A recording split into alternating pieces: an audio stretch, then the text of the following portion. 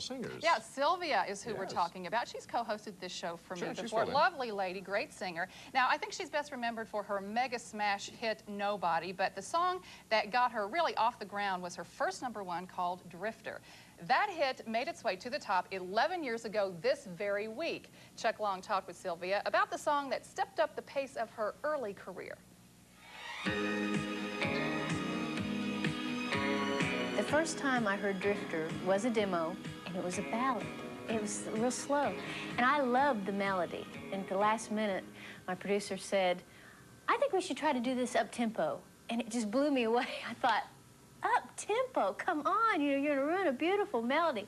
And I was really not for it right at first. And then, after we got in the studio and got going with it and everything, and got the Western feel happening, it was like, well, this is the way this song was meant to be sung, up.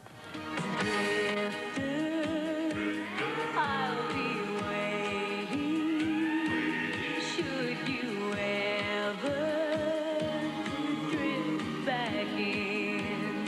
It was so early on in my career that I had Drifter. It was, I was just hoping and praying, keeping my fingers crossed that it would get in the top 10. And when it went to #1, it was a big surprise. What was the impact that it had on your career? Drifter was really a good record to really kind of get me kicked off, and from there I was able to get a band and a bus and really start working the road like a real recording artist. Drifter, I thought my king stopped all your restlessness. Now, that was #1 during the urban cowboy craze, and today country music is front-page headlines all over again. Compare and contrast the two times. Country music has come a long way. During the urban cowboy craze, it was really country music finally getting some credibility and visibility that it had never gotten before. I'm real proud to have been a part of that time.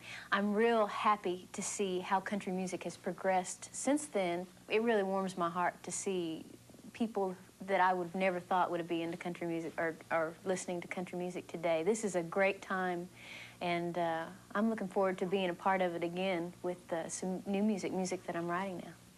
Well, Sylvia is getting ready to revive her singing career. That's good news. She's writing songs with Verlin Thompson, who's a great writer and singer, too. Yep. And this week, she begins making public appearances by performing at the famous Bluebird Cafe that's right here in Nashville. Yeah, I know she's been doing a lot of writing over the past few years. A few Sylvia fans have been wondering where